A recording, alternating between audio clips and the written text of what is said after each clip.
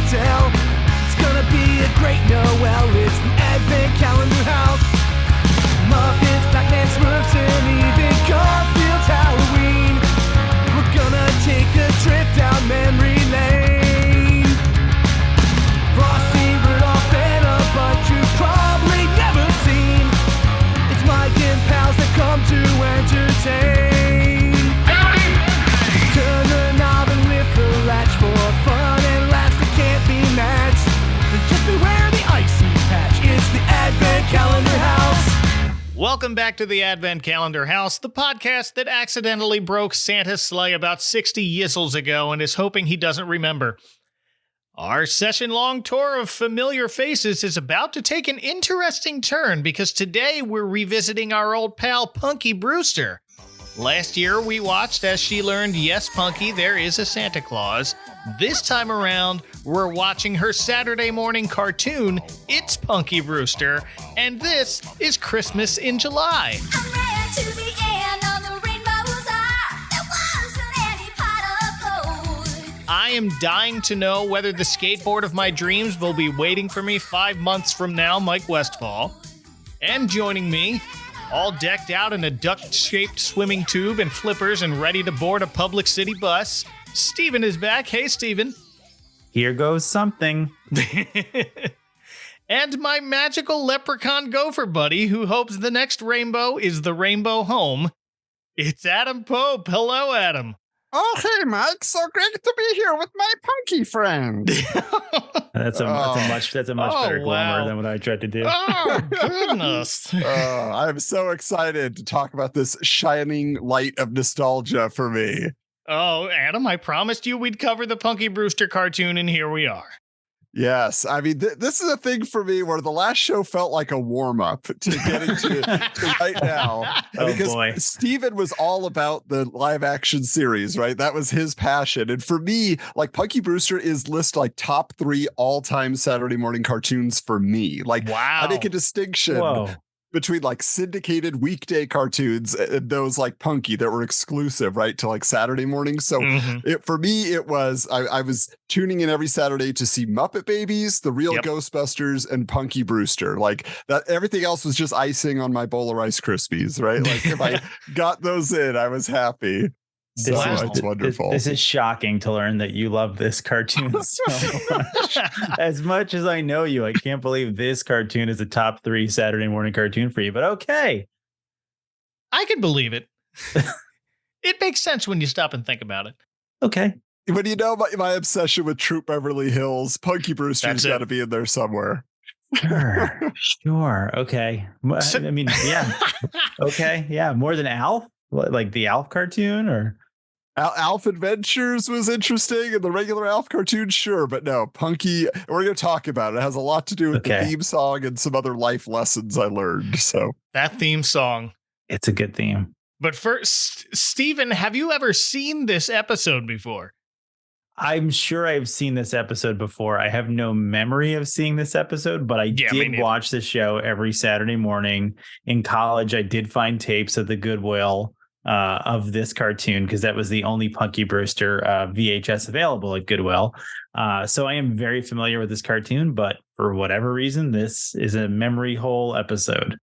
Okay. Well, the last time we talked about Punky, I said I thought I watched the cartoon first before I ever realized it was even based on a live-action sitcom. And going back to this and listening to that opening theme music, I am now absolutely certain I watched the cartoon first. Because every time I would watch the original show, I would think to myself, I remember this theme song being more upbeat. Really? And now I remember, no, it's this one. It's this one. Go, Punky Brewster. They didn't even mention her name on the show. What do you think, Steven? You love that theme song. Well, you know who wrote are we talking about the original theme song? Like for the live action? Yeah, that's one of my favorite theme songs of all time. Do you know who wrote that theme song?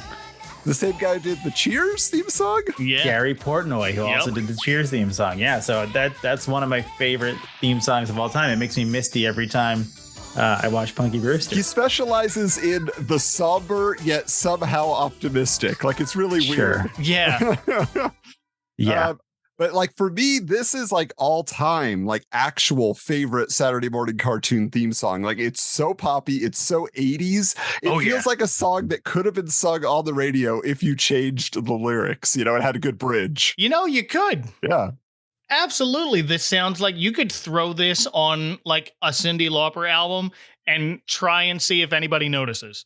Yeah, like it's been an earworm for me literally all my life. So it's just been in there. And like the thing about it is if you listen to the chorus, like you were singing, like Punky Brewster, I always want you here with me. Right. You have that. It sounds like the vocalist is singing about Punky, but if you really listen to the lyrics, it's from Punky's perspective singing about and then to Glomer. Which is odd. Yes. That's the great thing about this. This theme song also doubles as an instant 30-second backstory explaining who is this furry little Ewok looking guy. Well, the way it just like effortlessly goes from I met a new friend who was 2 feet tall, 104 years old. It's like, oh, yeah, that happens all the time to me. Adam, would you care to introduce us to Glomer? Oh, Glomer. So this is a character who is one of the most bizarre and overcomplicated concepts, I feel like. He is Punky's magical friend, right? He is from the magical land of Shondune, and Punky spied him through a rainbow that opened up a portal to his world, and then he saw her riding away on her bike, and so he decided to follow her through. He couldn't get back to Shondune, his magical land. Now, the thing about this is, obviously, we've talked about the live action series. It was very down to earth, very dealing with, issues of life and all this thing. He adds this fantastical, wacky element, and he is considered, as he says, he is a Glomy, which is a leprechaun-gopher, is his official designation. Yes, the Glomleys live with leprechauns and help them mine for gold. Yeah. But yet he has no Irish accent. Nope. And it's strange because, there are the actual like humanoid leprechauns. In one episode, he releases an evil leprechaun named Bad Barney, who's exiled into a decorative plate, like the Kryptonian Phantom Zone situation. Yes. Yep. And he has an Irish accent, and he is one of the humanoid leprechauns. And so it's so odd because it feels so simple to just say, I have a magical friend from a magical land, but then to tie it to leprechauns feels like an unnecessary explanation as to why he has powers, Well, and the other thing is, it's like he's an orphan, so it ties into Punky being an orphan. Mm-hmm. And in the opening credits, it always broke my heart that you see like a single tear rolling down his cheek as he realizes he's trapped on Earth. But then he's never like kind of a heartbreaking, sympathetic character in the cartoon, is he? It's just in the opening credits. Yeah, like occasionally he gets a little maudlin, a little like, oh, I wish I'd get back to Shondune, but it's not the main thrust of his character. I do want to mention there was a Glomer doll that was released. Was there? Yeah, there's an actual plush Glomer that you could buy back in the day. Oh my goodness. I want to come across this somewhere. I've never seen it in the wild, but I did also I got to mention this because Glomer, he's a gopher, right? So he's furry, he's cute, he's brown. So I've been able to collect these VHS tapes like Steven had his back in the day. And I have it as my background here for you guys to see. We can share it on social media when this comes out. Yep. But there is I don't know who came up with this alternate design for Glomer that is shown on the back of the cassette. That's supposed to be Glomer? Look, he's right next to Brandon. What? Yeah, it looks nothing like him. He looks like a chubby Mogwai, basically. Yeah, Bizarre. Like it almost looked like it had a little lipstick on there. I'm like, what is that? I thought, like, is it like Glomer's buddy from Shondune? I call him Boner. Because somebody messed up that character design when they were designing the VHS box. They sure did. Hope someone got fired for that blunder. The crazy thing is I don't know if you can see, but he's fine on the front. Yeah. He's got his regular model on the front, but it's just the back. There he is. I've seen that. Yeah. Interesting. That's so bizarre. Yeah, you were talking about his accent, and the voice of Glomer is who else? Frank Welker. Santa and Glomer be going way back. We being like this. Welcome back, Frank. But Punky and all of her friends are all voiced by the actual cast of Punky's original show, which is huge.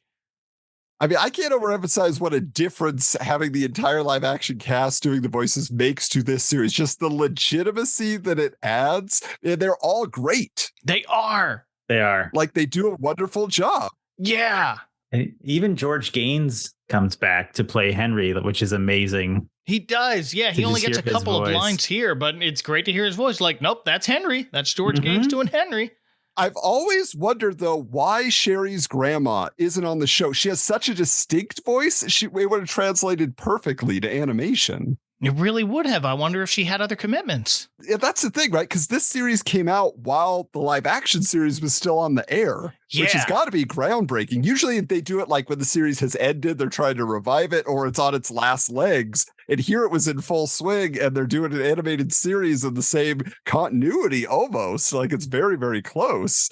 So they're getting 2 paychecks, all the actors. Yes. Well, and NBC was trying to milk the Punky Brewster mania for all it's worth. And I think they did a pretty decent job in the mid 80s there. Yeah, for sure. For a couple of years. Yeah. For the 2 seasons this was on, they really were firing on all cylinders. So I looked to see if any of these kids had gone on to do more voice acting work, and 3 of them have. Oh. Soleil Moon Frye is still voice acting. It's fantabulous. It being one gnarly skateboard. That skateboard, Glomer. She's the longtime voice on The Proud Family as Penny's shy, nerdy friend Zoe. Huh. Yeah, and also she was on Tiny Toon Adventures as Elmira's older sister, Amanda. What? Yes. I never knew that. That's crazy. Yeah, that's cool. Neither did I. I was looking through. I'm just like, oh, wait a minute. And I've mentioned before that Amy Foster, our beloved Margot, Punky better have a good excuse. would briefly voice 2 Peanuts characters. She was Sally for one thing, and then Lucy in that This Is America Charlie Brown series. Oh. And she was also in the Pound Puppies cartoon. She was Holly. She was like their main human friend. Oh. I never put that together. That's amazing. Yeah. And speaking of Pound Puppies, Casey Ellison, who plays Alan in this, Maybe I'll leave my Christmas list. was a voice in one Pound Puppies episode. He was a young runaway pup named Bowser. That's probably still a popular name for dogs, but not for the same reason. That's right. But I could not find any voice roles for Cherry Johnson, unfortunately. This is it. Maybe Santa will leave it under the tree. Aww. There was no Family Matters animated series? No, there should have been. How did that not happen? How did that not happen? Adventures of Urkel. Cartoon. Yeah, exactly. An Urkel Oh my cartoon. goodness. He was too tied up doing Sonic, I guess. That must have been it. Yeah. That's true. Yeah. Now, I have to give a shout out real quick just to Ruby Spears in general. Yes. As an animation studio in the 80s and early 90s, they didn't last too long after that. But Hanna-Barbera and Deke, to me, they may have had more product, but it was always low-grade crap compared to what I feel was the care and the extra creativity that Ruby Spears did, because they did shows like Alvin and the Chipmunks, Plastic Man, Laser Tag Academy, Mr. T. Like, that's my whole childhood in the 80s. Yes. Cowboys of Moo Mesa in the 90s. Like, they ruled my childhood, especially, Steven, you have to remember this, with the Superman series from 1988 went for the 50th anniversary. Not only do I remember it, there was a voiceover actor on our roster when I was producing commercials, and he voiced Superman and Mr. Fantastic in the 90s Fantastic Four cartoon, and I would always push him for every job, and then I would have to direct him, and it was surreal directing Superman. Yeah. So cool. It was fantastic. But yeah, so I whenever I saw Ruby Spears attached to something, I was like, oh, I know this is gonna have a little extra shine to it. So I kept thinking as I was watching this that you could see Alvin and the Chipmunks popping into this world. Oh, absolutely. Effortlessly, almost like, because there was the Mr. T episode of Alvin and the Chipmunks. Yes. Which was the same animation as the Mr. T and the Team. The T Team, yeah. Mr. T and the T Team? I'm pretty sure. That's a terrible. The series was just called Mr. T, but they referred to themselves as the T team. Yeah. Okay. That's a terrible name. The T team. But they wrote out Mr. It's Mistert is the official title of that. With the hand crunching the tea. Yes. Right. You know what? I just saw that lunchbox in a vintage store. Oh, nice. So it was pretty cool. Okay, yeah. No, this all jives. This all makes sense that this would be the same animation company that made these shows. So yeah. So this episode is a shorter one because Punky Brewster's cartoon, like a lot at the time, they divided each half-hour episode into 2 separate stories. And Wikipedia also calls this series It's Punky Brewster to differentiate it from the original sitcom, but IMDb doesn't. And neither did the cartoon itself. So now I'm trying to figure out who added the it's. Yeah, it must have been something in syndication. That's what I only thought. Because, like the title cards and everything never say It's Punky Brewster. So that is weird. That might be a decision for like TV Guide, I guess. Maybe that's it. Maybe that's how they did it. Well, because I was actually just thinking now, didn't they run Punky Brewster sometime on Saturday mornings? The actual sitcom? Like the live action show. Possibly. So maybe it was just, I feel like if I'm not mistaken, and someone please call me out on it. As a kid, I remember watching it back to back sometimes where you would watch the live action and the cartoon. Wow.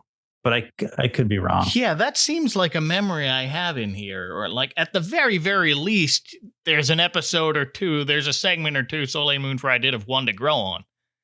Well, yeah, definitely there. And then also, I feel like they must have helped to host when this launched. Remember how NBC would always do the Saturday morning preview? Yes. And I'm sure all the kids were part of that, too. Yes, sure. And Alf would sometimes be with you on Saturday morning. Or the kids from Saved by the Bell. There's another sitcom I can't believe didn't get an animated series because it was basically a live action cartoon anyway. So And Soleil Moon Frye was on that, too. Yep. Yes, she was.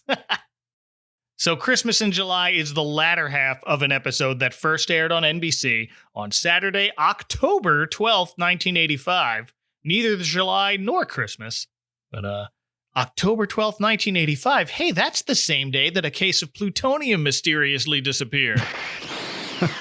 Is there a DeLorean in the background of this episode? Always. Always. Interesting that they wrote this as a Christmas in July episode and it aired right before Halloween, before a Halloween episode, which this series also had. Oh, yes. That's very bizarre.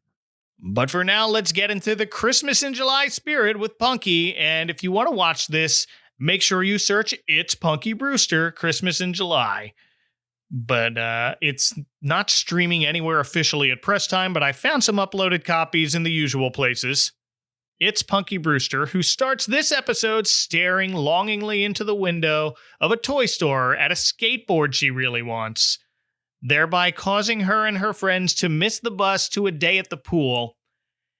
And these kids were all wearing their swimsuits to go to the pool. None of them appear to have any change of clothes with them. Just towels, yeah. Only Cherry had a towel, I think. I think she's the only one who's half prepared. Are these kids just preparing to get on a bus back home again, dripping wet?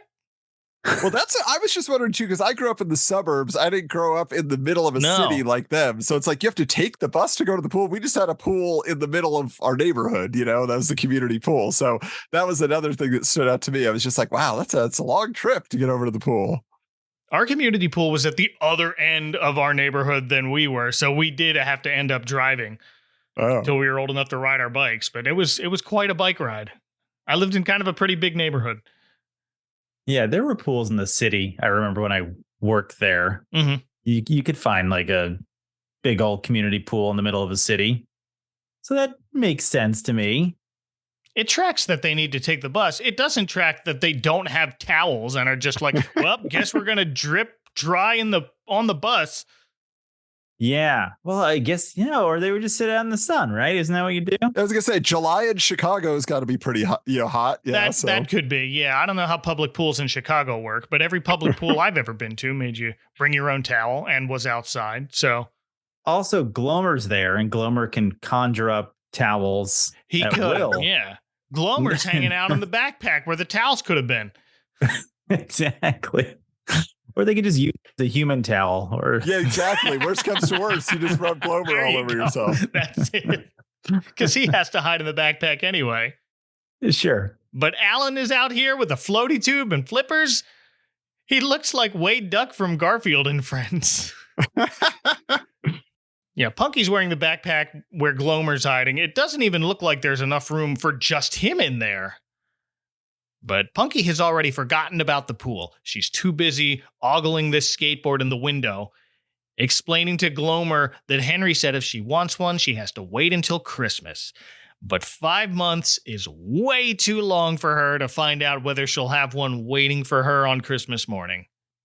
5 months is pretty long to start thinking about what Santa Claus has for you. But let me ask y'all, when was the earliest you remember writing to Santa or sending him a list?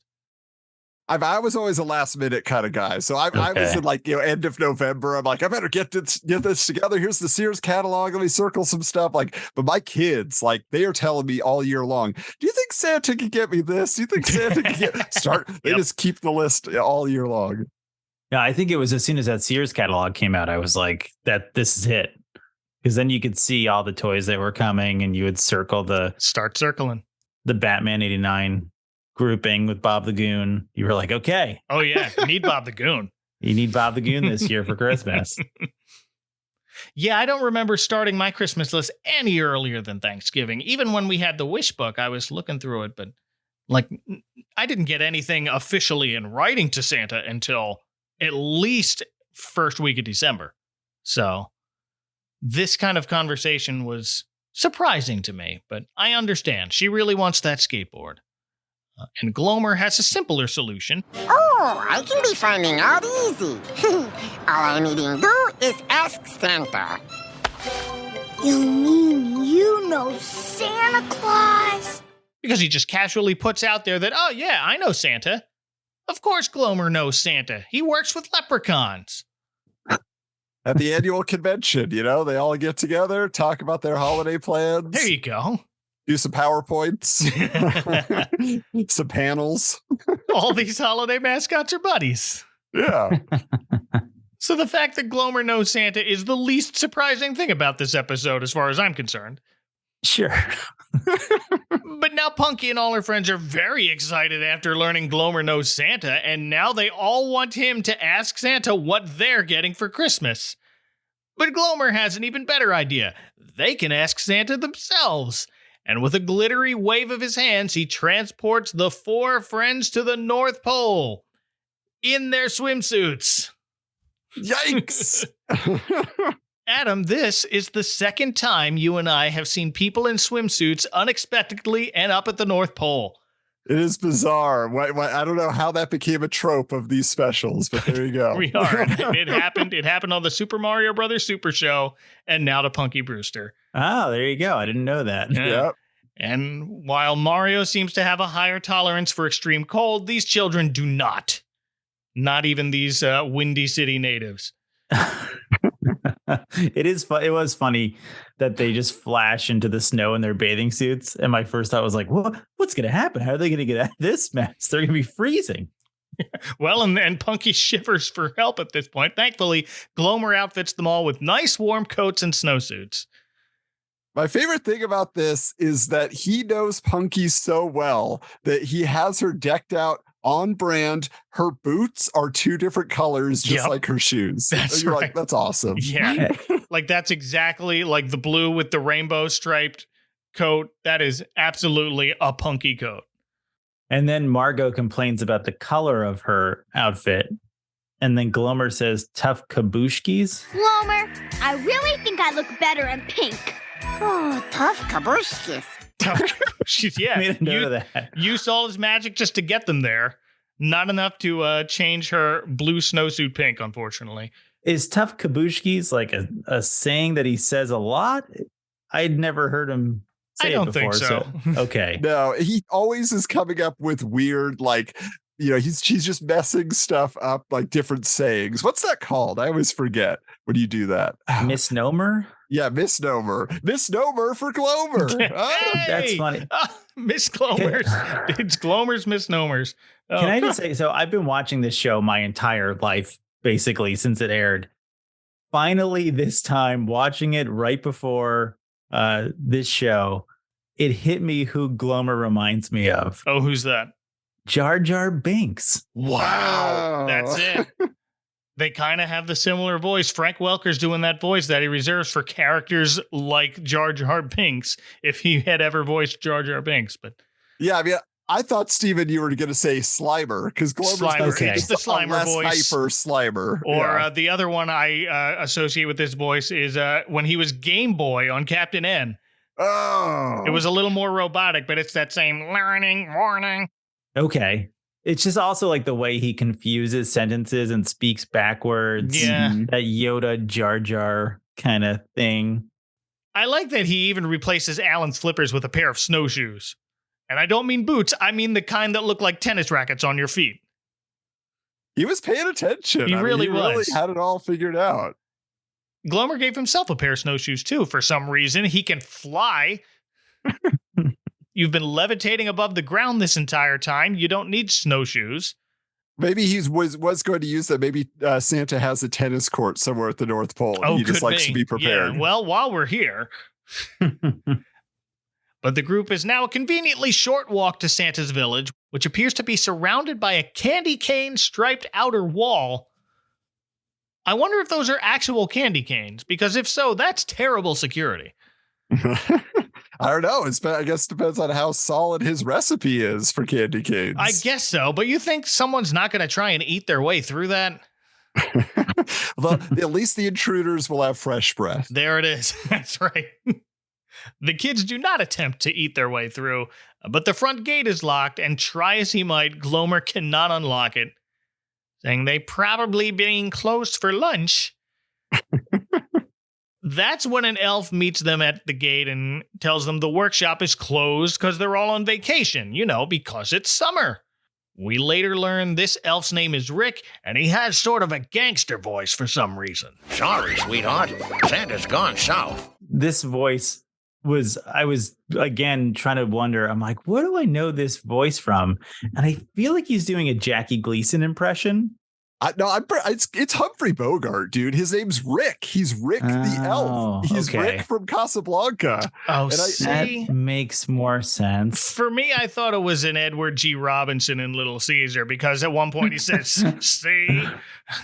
Maybe it's just all of them. It's Frank Welker just grabbed every influence he could find and created this character. But Rick the elf, though, he looks like a roadie for Leonard Skinner. He's got this long, scraggly hair, and it's just like, what is he doing? He's the guy that Santa left in charge to watch the workshop. It's Rick the elf and 2 reindeer, and that's it. Everyone else is gone. If you were a kid and that was the first elf you met, you would be so disappointed in Christmas and Santa. Like, this is the magical elf that is making my toys. This surly, cigar chomping guy. Yeah, and these kids are ready to call it a day. He's just sorry you wasted your trip. Santa's not here. And Punky says, I guess we have to wait for Christmas after all, but Glomer's not ready to leave just yet. He assures Rick the elf Santa's his close buddy friend, who would not mind at all if Punky's, I think he says, if Punky peek a sneak. Close buddy friend Santa won't mind if Punky peek a sneak. And the elf buys it. He lets them in to have a look. Just for a minute, and oh, what a minute ends up making all the difference. Yeah, it seems like a security issue. Like, Santa needs to institute a Disneyland-style, dress code for his employees, and also get them up to date on the latest security procedures, because that's not a good idea. Yeah. First, maybe he should fix his sign, because we zoom in and the sign outside looks like the animators accidentally misspelled Santa's workshop as Sanra's workshop. That looked like an R to me. But inside, Punky comments that Santa's really modernized his operation. That's where all the money's going. This is something we've seen many, many times before. It's a workshop full of machines and conveyor belts. This instance of the workshop is run by a giant mainframe computer with several monitors, a big marquee displaying the current date. It's July 20th. There's also just a big lever on the floor, just right in the middle of the floor of the computer room. Nothing separating it from anyone who happens to be walking through. Now, I have a question for you, Mike, regarding the computer system. How often is that the case in these specials that you've watched? Like, how often is Santa running everything by computer? Like, I can think of one or two, but was that pretty common? Like, from the 80s forward, was it all computers? I think starting with the Santa Claus in 1994 is when they really started jumping into that Santa's high tech now sort of vibe. But right around this time, it could go either way. It's 1985. Santa Claus, the movie, came out in 1985, and that kind of went back to a very traditional, elves are toy makers. They have a big workshop, but they're doing everything by hand, and all of these toys are made by wood. So it's kind of split even until the mid-90s. Okay. But I don't know whose idea it was to put this giant switch in the middle of the floor with no kind of barrier around it. But we find out really quickly it's the Master Christmas Switch. What does the Master Christmas Switch do? It starts Christmas. I didn't understand how this exactly works, because there's no logic to it. No, I was like, I thought it was like, oh, it just starts Christmas production, but no, it's more than that. Yeah, so we find out quickly what it does because poor clumsy Alan accidentally backs up into the switch. Wow! Which immediately sets the date readout on the mainframe to December 20th. So I'm not sure if this is a time machine or and Punky and her friends just lost 5 months of their life and everyone just lost 5 months of their life, or something more interesting or sinister is going on here. But the whole workshop full of conveyor belts and claw machines and everything starts making toys. Well, it seemed like I love how we're trying to find logic in this, by the way. It seemed like you would be standing in July and then all of a sudden time would move around you to Christmas. You wouldn't have lost 5 months. It's just like the seasons would have moved forward 5 months because everyone was like there was that part when Henry's like, it's snowing. I just bought a bathing suit. Right. Everyone's still conscious. Well, that doesn't happen quite yet. First, you just see all the conveyor belts, just Santa's workshops impacted at first. Mm-hmm. The sign says December 20th. Maybe that's when, that can't be when they start preparing for Christmas. That seems really late. Yeah, give yourself 5 days or 4 days at that point. Yeah, but I'm just thinking all this. I know the air date is obviously not the date that this is taking place because we saw the July 20th, but I'm just imagining the crossover of the Back to the Future universe right now. What if Einstein showed up at that moment and had a whole mission while he blipped away, in the parking lot, and he helped them save Christmas? That would have been awesome. Man, I wish Brandon wasn't even in this episode. No, Brandon. Hanging out with Einstein. Einstein picked him up, and that's where Brandon is. Oh, there that's it. We solved it. No, but December 20th is late to get started for us non-Santas, so it's especially late for him. I don't think that's what's going on. I think, Alan just pushed that lever all the way back, so it's December 20th. It's crunch time now, so that's why everything's kind of moving very quickly in that workshop. And because Ruby Spears is on a budget, we see 3 kinds of Christmas toys that come out. The 3 kinds of Christmas toys: dolls, cars, and drums. That's it. That's what the kids want. Yeah. Take my BuzzFeed quiz. What kind of Christmas toy are you? Are you a doll, a car, or a drum? I'm a doll, probably. Punky Brewster will return after these messages. My name is I live with Santa Claus. You never heard about me, and the reason is because... Hi, Bob Boone reminding you that Santa has a new friend and helper this year, Frump. It'll make a great gift, and the kids will really enjoy it. Look for this beautifully illustrated storybook, tape, and Frump doll at your favorite store and mall this Christmas. And remember, you too can wear frump on your knee like me.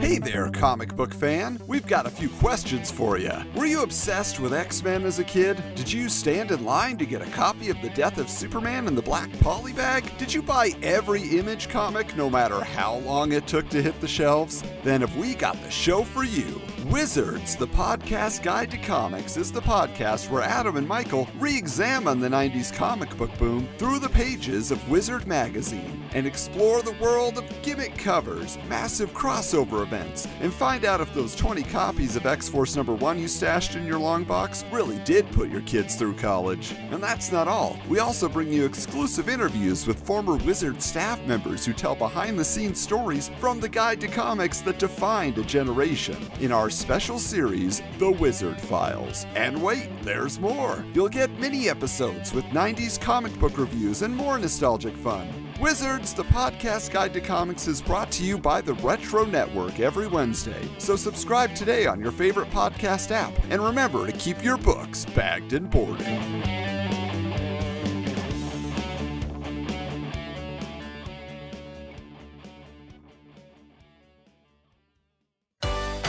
We now return to Punky Brewster. Well, the kids kind of have no choice, really, but to help work the conveyor belts until someone can figure out how to stop them. But hang on a second. Before they can work the conveyor belts, they have to change into official standard-issue elf uniforms. Hey, Santa does have some standards. Rick is going to uphold them. Workshop policy. Yeah. I do have to ask you, though. Why is Glomer dressed like a serf from medieval times instead of an elf? Because he's got that weird frilly thing around his neck. He looks like a gummy bear. He does look like a gummy bear. That's what I have written down. Glomer's dressed like one of the gummy bears. What's going on? Some kind of elf union thing. Yeah. Man, don't want to put any elves out of work. That's why they don't just have the machine that can move a drum off a conveyor belt into a box.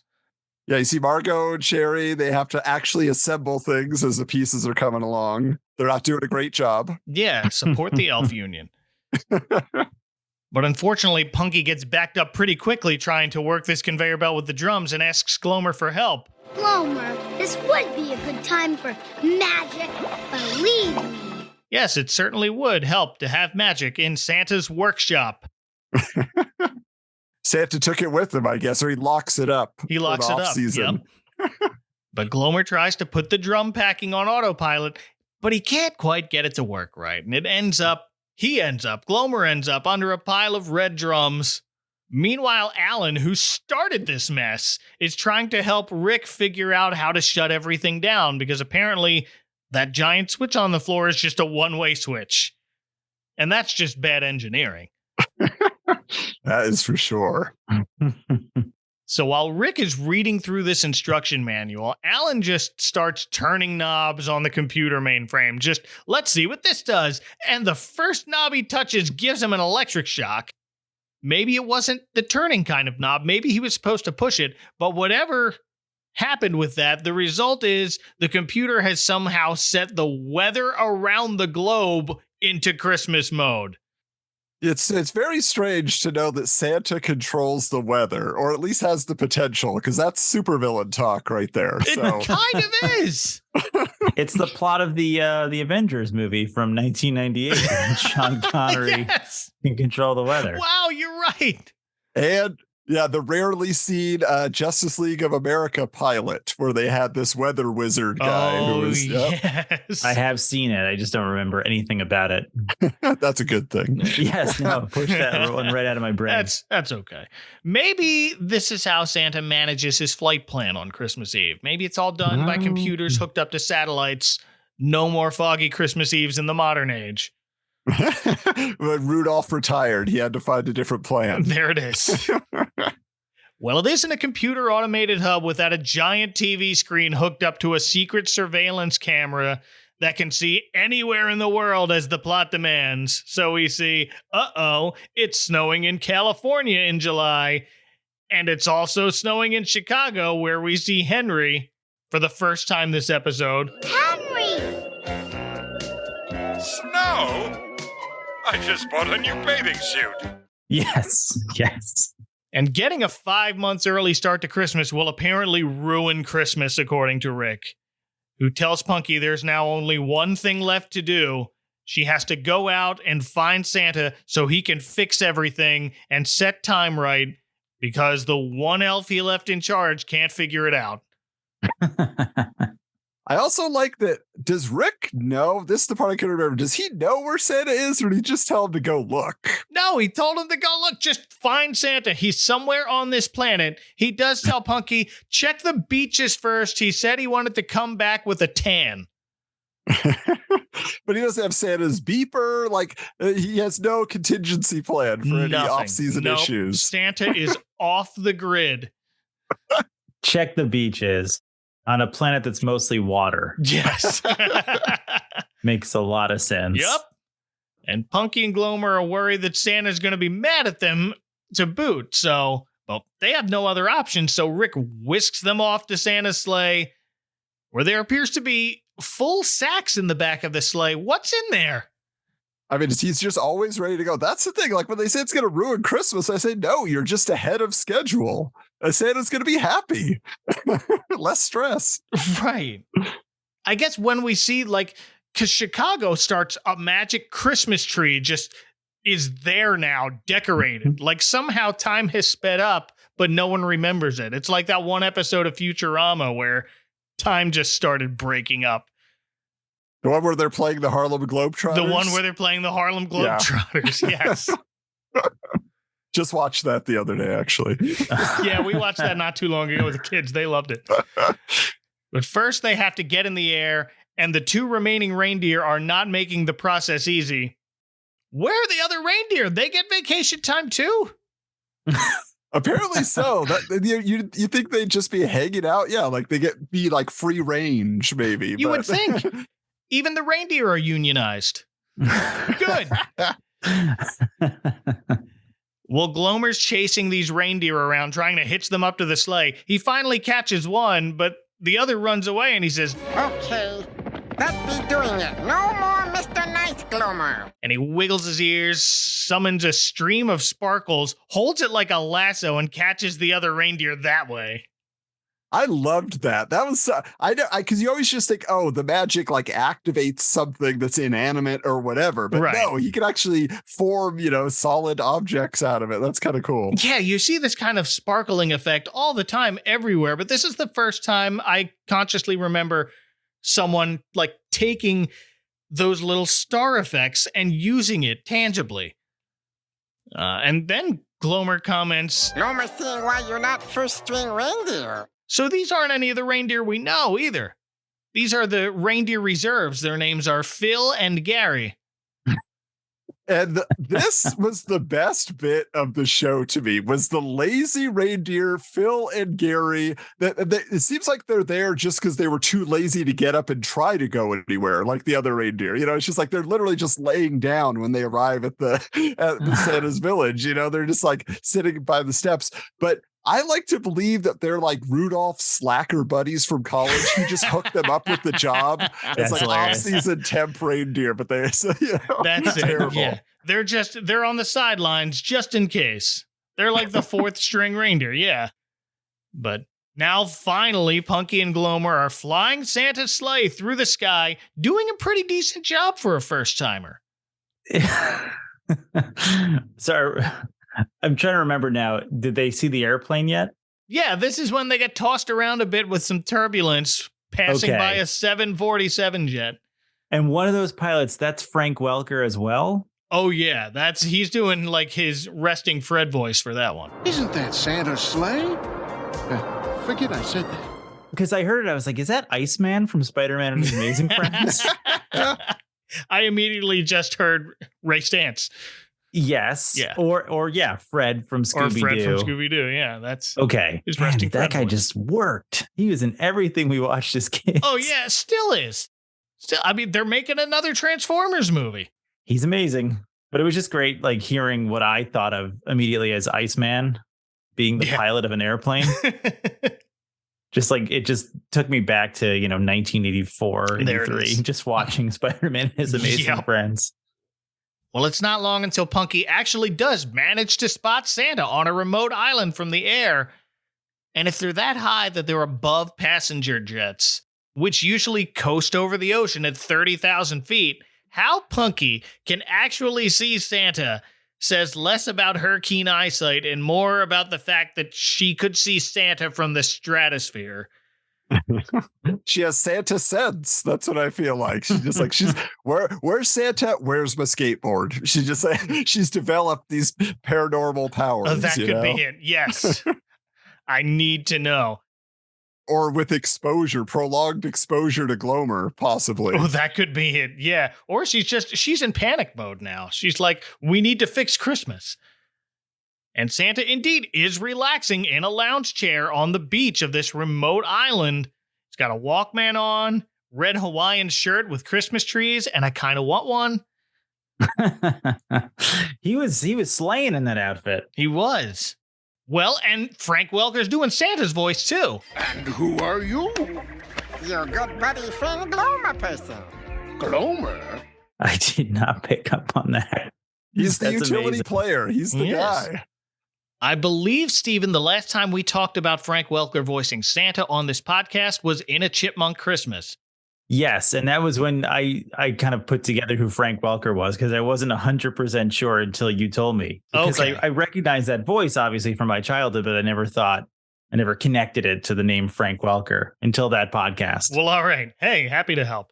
But by my count, this is the 5th episode of the podcast featuring Frank Welker as the voice of Santa Claus. Wow. It's an MVP, that's for sure. What are the other 3? Real Ghostbusters right at the end. You hear Santa overhead. A Wish for Wings That Work with Opus the Penguin. And now I have to look it up. I didn't listen. Sorry for asking. It's okay. I'm going to look it up. His IMDb is luckily just 5,000 credits. Yeah. It'll be faster if I find it this way. Oh, Inspector Gadget Saves Christmas. Of course. Double duty is Dr. Claw and Santa. Interesting. Does he also voice Rick the Elf in this? Oh, yeah.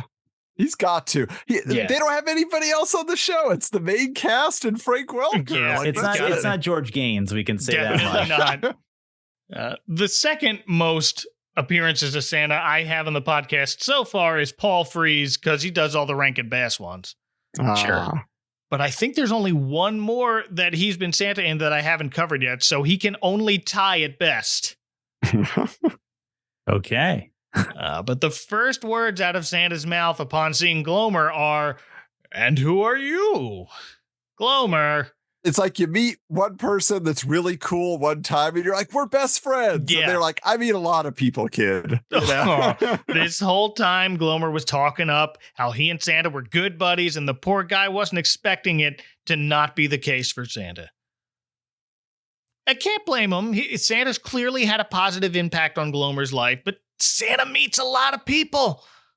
Kind of makes you think that he doesn't know when you're sleeping or know when you're awake, if he doesn't even know who Glomer is. Well, he's handling humans. He's not handling these Glomies and Sean Dune. Yeah, right. Yes, I guess that's so. But you'd think if he met one once, it would create a lasting memory. You would think. Yeah. All right, Santa. Although Glomer does mention that the last time he met him was 60 years ago. Did I get that right? 60 yizzles is what he says. Who is he, Snoop Dogg? Right. What is this? Who knows what a yizzle equals? I don't even know. I mean, Glomer's 104 years old, the theme song establishes, so that could be any amount of time. But now Santa remembers saying, "Oh yes, we had to buy a new sleigh because of you. And now I want to hear that story." That's its own Christmas special. Right. We need that. We need the prequel. We do. We don't get that story because Punky has to break the news to Santa that his master Christmas switch has been turned on. And that makes Santa's head spin around so fast his sunglasses fly off his face.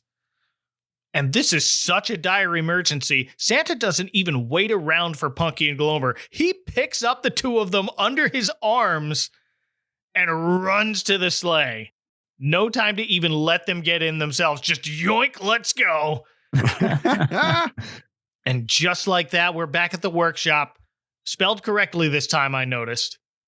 But inside, Cherry, Margot, and Alan are still very busy trying to load up as many boxes as possible with gifts. And they seem to be getting along better than Punky and Glomer did, so that's a plus. You got to hand it to Margot, because this definitely doesn't seem like it's her scene. It seems like she would have not agreed to help out. And here she is. She's got the Christmas spirit, I guess. She is on the line. Yeah, I would have figured Margot would be like, all right, I'll supervise. But no, she's being a team player here. When Christmas is on the line, Margot doesn't mess around. Gotta love that about her. Yeah. And Santa just laughs for a second before showing Punky what he calls his override escape mechanism, which is just unplugging the computer. Oh, Santa. Oh, man, that guy. So this has never happened in the thousands of years of Santa. No one has accidentally hit that switch on the floor. I guess not. Until Alan came in. I guess that's why no one thought of it. Yeah, no one thought of it. Amazing. But Santa just saved Christmas by unplugging it and plugging it back in. He didn't even have to call tech support. No. He already knew the answer. Maybe that's where tech support got it. Well, not quite, he admits. That was just the first very important step. But now the rest of the world is still apparently stuck in Christmas mode. Which some would argue, well, that doesn't sound too terrible. But I understand. I've seen enough adaptations of Christmas Every Day to know better. So Rick the Elf brings Santa a toolbox, and we don't see exactly what Santa does with what tools on which part of his mainframe computer, but we see through Santa's magic surveillance camera, Henry in Chicago putting the finishing touches on a snowman outside his building, because he figured, well, if it's snowing, I'm going to make the most of it. This is very strange weather. It is. Yeah. But I have to ask about Santa tinkering around with this device. Why did he build his weather controlling view screen machine with the only access being the short, wide hatch at the bottom? How can he even fit through that? It is so bizarre. He just climbs out from underneath. Oh, yeah. That is an elf-sized bottom shelf that Santa has to slide under. So he's not making things easy for himself. Maybe he didn't build it. It's possible, yeah. That's true, Elf yeah. IT. Maybe it's elf-made. Yeah, elf IT, that's it. But he's doing the best he can. Rick's the only other person there, so Santa, he knows. He got the basics on how this works, so I'm glad someone does. And now Christmas is actually saved. But that unfortunately means Henry's poor snowman is about to melt just as he puts the finishing touches on it. And now that Christmas is actually saved and it's July again, Santa wants to know how this all started. But Glomer tells him it being a long story. And Punky adds, yeah, we better be going now. And that works. Santa just drops it. He's anxious to get back onto his island. That's why. I don't blame him. Well, she used Punky power. She uses Punky to trick power. Santa. Come on.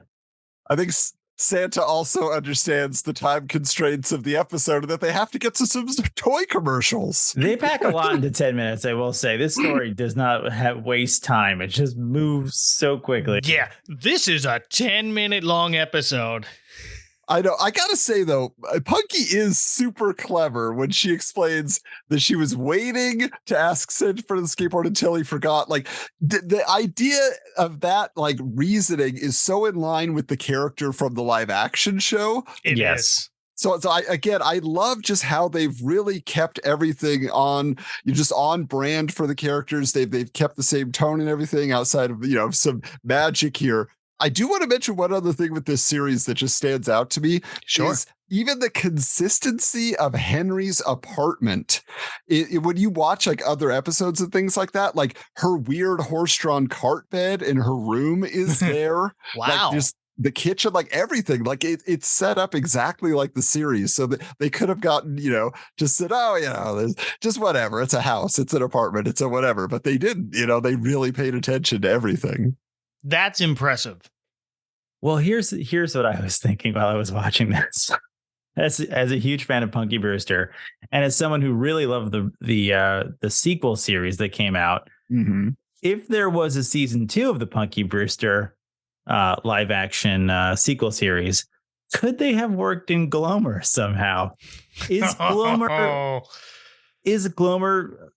possible to work in like some sort of live action form, a dream sequence, something? Yeah. I kept waiting all that season. Like, are they going to drop a name, or are they going to talk about a magical leprechaun just briefly? But we got nothing. And yeah, it was just like they could have had a hamster they named Glomer, or something. Not even as a reference or a joke. Nothing? No. Well, that's disappointing. Yeah. Or like an imaginary friend that she talked about, or just bring Frank Welker in as like a store owner named like Bob Glomer. Bob, just something. Yeah. Some nod to the fact that Glomer is part of the Punky mythos. I don't know. Absolutely. Would have been cool. Now that Peacock's got a bit more money that they can throw out and use for things like this, let's bring a live action Glomer into this somehow. Yeah. You can put a CGI Glomer in there. Even like a puppet. Give me a Muppet Glomer. Oh, now we're talking. Yeah. I don't know. It would have to be from Henson proper, though. Sure. To get on Peacock. And I did want to mention one last thing that I hinted at the beginning, is just that this cartoon, it taught me a very important life skill, because at the end of one episode, Punky just winks at the camera before it cuts to credits. Yep. And I had never considered winking as something that I was physically capable of as like a 4-year-old until I saw Punky do it. And I remember I spent the whole week like scrunching up my face on one side, trying to gain control of my facial and eye muscles. And by the next Saturday, I could like wink like a champ. And I was so proud of myself. And it was all because of that Punky power. So Punky taught you how to wink. That's amazing. That's right. Way to go. I will say, Santa offers to drop Punky and her friends back off in Chicago on his way back to his beach retreat. And again, he drops the kids off on the roof. He did that on Frosty. Episode 1 on this podcast, Santa and Frosty the Snowman drops Karen off on the roof of her very tall house and leaves her there. I know this is how Santa gets into houses, but the rest of us can't travel this way. At least Punky, there's an elevator or stairs to get them down from that building. But isn't that how Punky sneaks into Cherry's apartment in the first episode? Yes, like it is. Pilot? Fire escape, yeah. Fire escape, yeah. No, they're on the actual roof here, but okay. I mean, you can get to the fire escape from the roof. So Punky has some fire escape experience. She does. And I was just realizing, too, the other character that they should have gotten in here is Eddie Deason.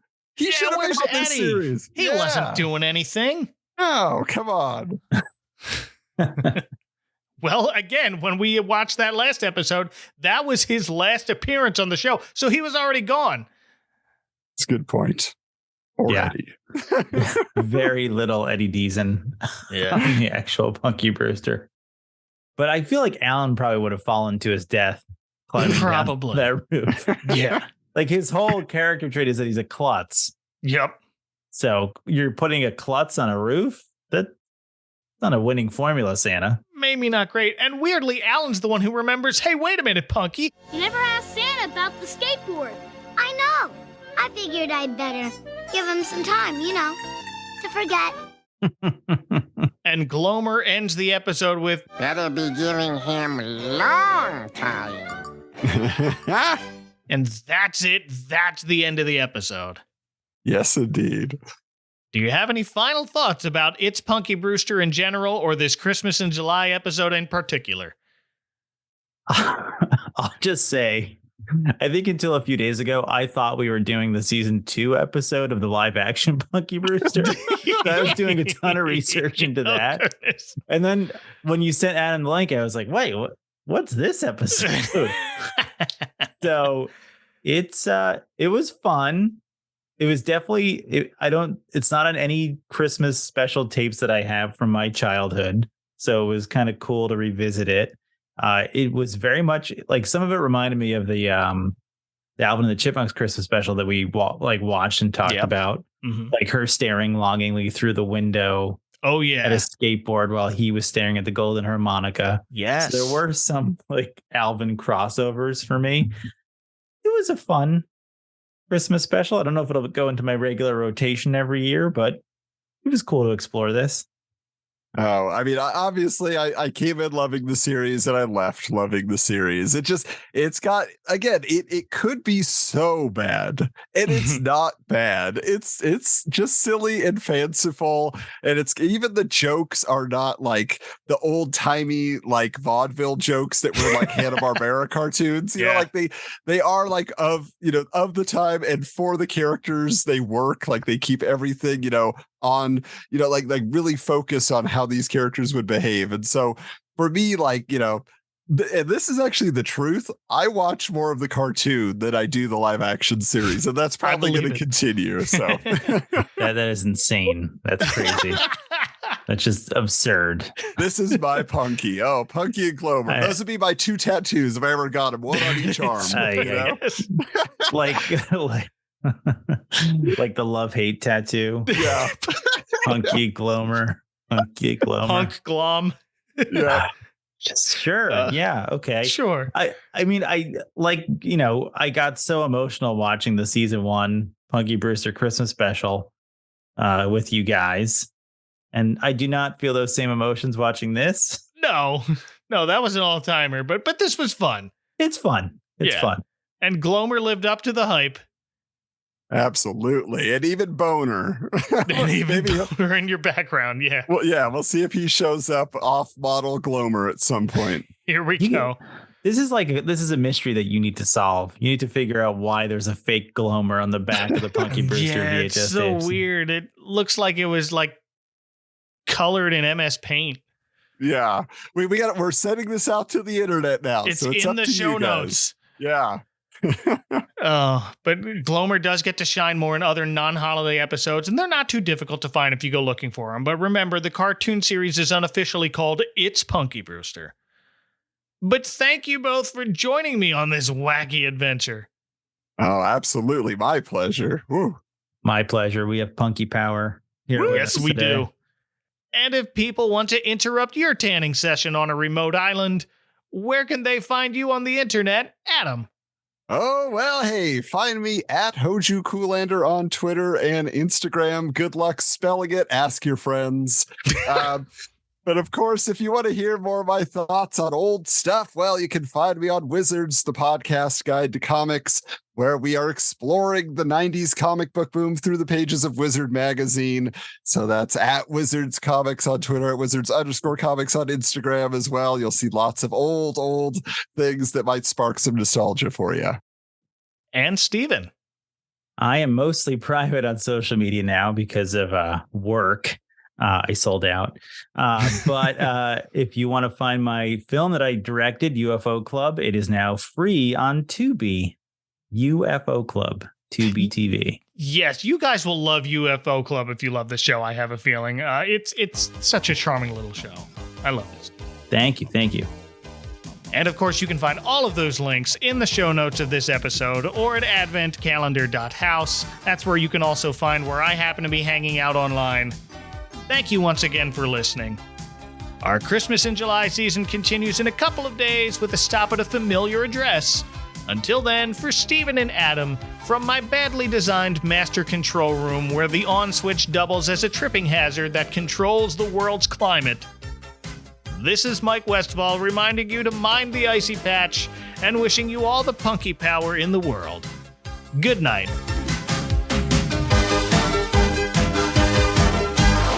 Next time on the Advent Calendar House. Could there be such a thing as too much Christmas? A certain furry red monster is about to find out. I want it to be Christmas every day.